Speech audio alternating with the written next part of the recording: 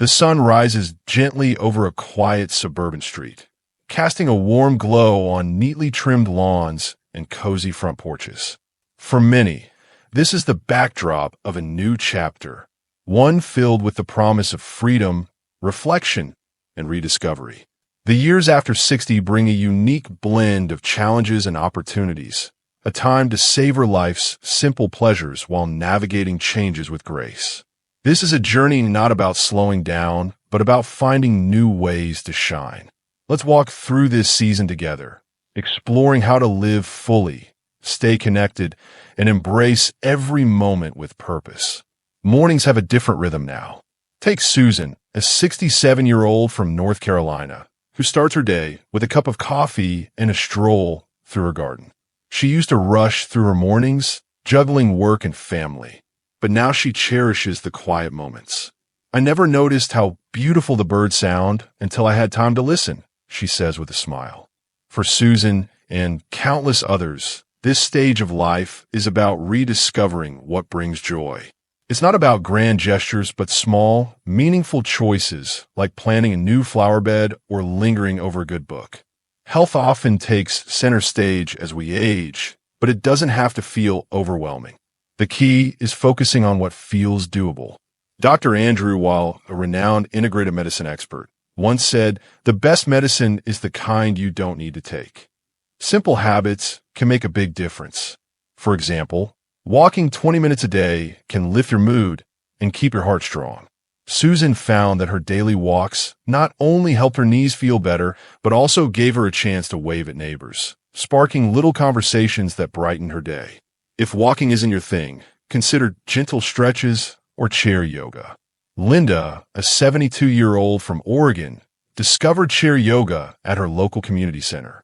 "I thought yoga was for young folks in fancy leggings," she laughs, "but I feel so much looser now, and I've made new friends." Many libraries and senior centers offer free or low-cost classes, and YouTube has countless videos tailored for older adults. The trick is to start small, try 5 minutes a day, and build from there. Nutrition matters too, but it doesn't mean giving up your favorite foods. Think of it as adding rather than subtracting. Swap out a soda for a glass of water with a slice of lemon, or toss a handful of spinach into your morning smoothie. Robert, a 65-year-old from Ohio, was skeptical about healthy eating until his daughter showed him how to make a hearty vegetable soup. "It's so easy, and I feel good knowing I'm doing something good for myself," he says. Here's a quick tip. Keep a bowl of washed fruit on your counter. It's an easy grab-and-go snack that feels like a treat. Easy ways to stay active and eat well. Walk around your neighborhood or local park for 15 to 20 minutes daily. Try chair yoga or stretching videos on YouTube. Search for senior-friendly yoga. Add one colorful vegetable to every meal. Think carrots, bell peppers, or broccoli. Keep hydrated by sipping water throughout the day. Add fruit slices for flavor. Money can feel like a tricky topic, especially when the paychecks stop coming. James, 70-year-old retired mechanic from Texas, remembers the unease he felt when he first retired. "I was so used to budgeting for the present. I forgot to plan for the future," he admits. But with a little guidance from a financial advisor at his local library, James learned to stretch his savings. Planning doesn't have to be complicated. It's about knowing what you have, what you need, and where you can save. One practical step is to review your expenses. Sit down with a notebook and list your monthly bills, utilities, groceries, insurance. Then look for small ways to trim. For example, Mary, a 68-year-old from Florida, switched to a cheaper phone plan and saved $30 a month. "It's not a fortune, but it adds up," she says. Many utility companies also offer senior discounts, so don't hesitate to call and ask. Social Security is another piece of the puzzle. If you haven't started collecting yet, consider delaying until age 70 to maximize your benefits. AARP's website has a handy calculator to help you decide what's best. And don't overlook part-time work if you're interested. Patricia, a 66-year-old from Colorado, took a job greeting customers at a local bookstore. "It's only 10 hours a week, but it keeps me sharp and gives me a little extra cash," she says. Unexpected expenses can throw a wrench in even the best plans. so it's wise to have a small emergency fund. Financial expert Susie Orman advises, save enough to cover at least 3 months of expenses. It's your safety net. Start by setting aside $10 a week. Over a year, that's more than $500, a cushion for car repairs or medical bills. If budgeting feels daunting, check out free workshops at your local community center or online resources like AARP's Money Map. Simple financial tips for peace of mind. List your monthly expenses and look for 1 or 2 areas to cut back. Ask about senior discounts on utilities, phone plans, or memberships. Set up automatic transfers to a savings account, even if it's just $5 a week. Explore part-time work that aligns with your interests, like retail or tutoring. Staying connected with others is the heartbeat of a fulfilling life. As we age, friendships and family ties can shift, but that doesn't mean loneliness has to creep in. David, a 69-year-old from Illinois, felt isolated after his wife passed away. I didn't realize how much I relied on her for company, he says. On a whim, he joined a local book club and found himself surrounded by people who shared his love of mysteries. It's not just about the books, he says. It's the laughter and stories we share over coffee. Finding your people doesn't require a big leap. Start with what you enjoy. If you love gardening, check out a local garden club. If you're a history buff, see if your library hosts a lecture series. Many churches and community centers also organize potlucks or game nights, perfect for meeting new faces. Karen, a 71-year-old from Arizona, started volunteering at her local /N animal shelter. I thought I just walked dogs, but I ended up making friends who feel like family, she says. Technology can also bridge the gap, especially when loved ones live far away. Michael, a 64-year-old from Georgia, was hesitant to try video calls but gave it a shot when his grandkids moved across the country. I was all thumbs at first, he chuckles, but now I'm the one reminding them to call. Apps like Zoom or FaceTime are easier than they seem. Ask a friend or family member to walk you through the setup, or check out free tech classes at your local library. Here's a quick guide to get started. Getting comfortable with video calls. Download a free app like Zoom, FaceTime for iPhones, or WhatsApp. Practice with a friend. Start with a regular phone call, then switch to video. Keep your device on a stable surface to avoid shaky video. Don't worry about looking perfect. It's about connection, not perfection. Relationships with family can also deepen in this season. Barbara, a 66-year-old from Michigan, started a tradition of writing short letters to her grown children, sharing stories from her childhood. They love hearing about the old days, and it's brought us closer, she says. Small gestures, like calling a sibling to reminisce or inviting a neighbor for tea, can weave a web of connection that sustains you. Hobbies are more than just pastimes. They're a gateway to joy and purpose. Richard, a 73-year-old from California, always loved music but never had time to learn ascendingly. He picked up the guitar after retirement. I'm no Jimi Hendrix, he jokes, but strumming a few chords makes me feel alive. Hobbies don't have to be ambitious. Painting, knitting, bird watching, or even puzzles can spark creativity. The key is to try something that feels fun, not forced. If you're not sure where to start, think back to what you loved as a kid. Did you enjoy drawing, singing, building model airplanes? Or explore something new? Many community colleges offer affordable classes for seniors, from pottery to memoir writing. Linda, the chair yoga enthusiast, took a watercolor class on a whim. I'm no Picasso, but I love mixing colors and seeing what happens, she says. The process, not the product, is what counts. Volunteering can also be a hobby with heart. John, a 68-year-old from Texas, reads to kids at his local library. Their eyes light up when I do the funny voices, he says. It's the best part of my week. Look for opportunities that match your skills, tutoring, mentoring, or even helping at a food bank. Websites like volunteermatch.org can connect you with local needs. Ideas to spark your next hobby. Try a beginner's class in something creative like painting or photography. Join a local club. Think book clubs, hiking groups, or knitting circles. Volunteer for a cause you care about, like literacy or animal welfare. revisit a childhood passion, or pick up a new skill via YouTube tutorials. Adapting to technology might feel like learning a new language, but it's worth the effort. Susan, the gardener from North Carolina, was intimidated by her smartphone until her granddaughter showed her how to use it for simple tasks. Now I'm texting emojis and checking the weather like a pro, she laughs. The trick is to focus on one tool at a time. Maybe email, then texting, then apps like Pinterest for recipe ideas. Libraries and community centers often host tech for seniors, workshops, breaking down the basics in a judgment-free zone. If you're nervous, start with a tablet or iPad. They're often more intuitive than computers. Mary, the Florida retiree, uses her tablet to order groceries online. I save so much time, and I don't have to lug heavy bags, she says. Here's a starter plan. TechMate's simple. Ask a tech-savvy friend or family member for a 10-minute lesson.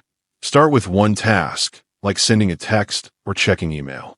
Use voice commands like Siri or Alexa to simplify searches.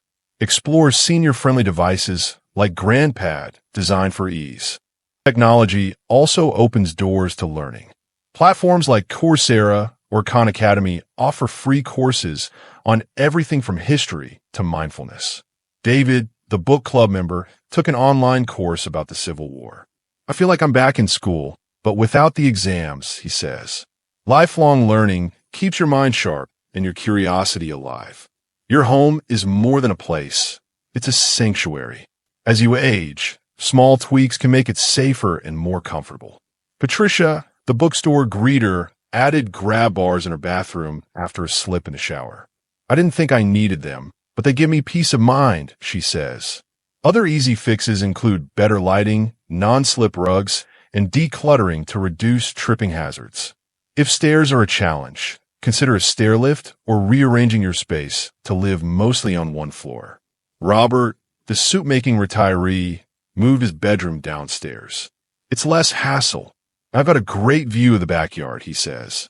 For bigger projects, like widening doorways or installing ramps, check out grants or loans through your local area agency on aging. Downsizing can also feel liberating. Karen, the animal shelter volunteer, moved to a smaller condo after years in a big house. I was nervous, but I love the low maintenance, she says. Start by tackling one room at a time. Donate unused items to charity or pass them to family. Marie Kondo's advice resonates here. Keep what sparks joy. Making your home age-friendly. Add brighter bulbs and night lights in hallways and bathrooms. Install grab bars or handrails where you need extra support. Clear clutter from walkways to prevent falls. Explore downsizing or single-level living for long-term ease. Mental and emotional health are just as vital as physical well-being. Barbara, the letter-writing mom, struggled with low moments after her kids moved out. I felt like I'd lost my purpose, she says. Talking to a counselor helped her reframe her days. I realized I could still grow, even at 66. Therapy isn't a sign of weakness. It's a tool for clarity. Many therapists offer sliding scale fees, and Medicare may cover some sessions. Mindfulness practices, like meditation or journaling, can also lift your spirits. Michael, the video call grandpa, started a gratitude journal. I write 3 things I'm thankful for each night. It's a game changer, he says. Apps like Calm or Headspace offer guided meditations tailored for beginners. Even a few deep breaths during a quiet moment can reset your mood. Social ties, hobbies, and purpose all feed your emotional tank, but don't ignore red flags. If sadness lingers or you lose interest in things you love, reach out. The National Alliance on Mental Illness, NAMI, has a helpline, 1-800-950-AMI, for support. As author Brené Brown puts it, connection is why we're here. It's what gives purpose and meaning to our lives. Spirituality or a sense of purpose can anchor you in this season. For some, it's faith, attending services or praying. For others, it's nature, art, or acts of kindness. John, the library reader, finds peace volunteering. Helping others reminds me I'm part of something bigger, he says. Richard, the guitarist, feels it when he plays music. It's like my soul speaking, he says. Explore what grounds you. Try a local meditation group, a nature walk, or writing down your values. What matters most to you now? Patricia, the bookstore greeter, started a legacy project, scrapbooking family photos for her kids. It's my way of leaving love behind, she says. Purpose doesn't have to be profound. It's about what lights you up. Travel and adventure aren't just for the young. Susan, the gardener, joined a senior travel group and visited national parks. I never thought I'd hike at 67, but I did it, she says proudly. Group tours, like those from Road Scholar, cater to older adults with accessible itineraries. If long trips feel daunting, try day trips, museums, botanical gardens, or nearby towns. At home, travel can mean exploring your community. Linda, the watercolor artist, visits new coffee shops or farmers markets. It's like a mini vacation, he says. Even armchair travel, books, documentaries, or virtual museum tours can whisk you away. AARP's travel section has great ideas for senior-friendly destinations. Adventure ideas for any budget. Join a senior travel group for hassle-free trips. Plan a day trip to a local attraction or festival. Watch travel shows or virtual tours on YouTube or Netflix. Host a cultural night at home with global recipes and music. Legacy isn't about fame. It's about the mark you leave on others. Barbara's letters to her kids are her legacy. David's book club discussions inspire younger members. Karen's volunteer work at the shelter touches lives. Think about what you want to pass on, stories, values, or acts of kindness. As Maya Angelou said, I've learned that people will forget what you said, people will forget what you did, but people will never forget how you made them feel. Start small. Share a recipe with a grandchild, volunteer your skills, or write a memoir. Patricia's scrapbook is a gift of memory. John's reading to kids plants seeds of curiosity. Your legacy is the love and wisdom you share one moment at a time. The golden years are a canvas for growth, connection, and joy. Whether it's Susan's garden, James's budget tweaks, or Linda's watercolors, every step forward counts. Challenges exist, but so do solutions, practical, accessible, and empowering. As poet Mary Oliver asked, what is it you plan to do with your one wild and precious life? The answer is yours to shape day by day. If this journey resonates with you, we'd love to hear your stories. Drop a comment below, share your favorite tip, or suggest a topic you'd like us to explore next. For more inspiration, subscribe to our YouTube channel, Inner Zen, where we dive deeper into living fully at any age. Here's to thriving in the years that shine brightest.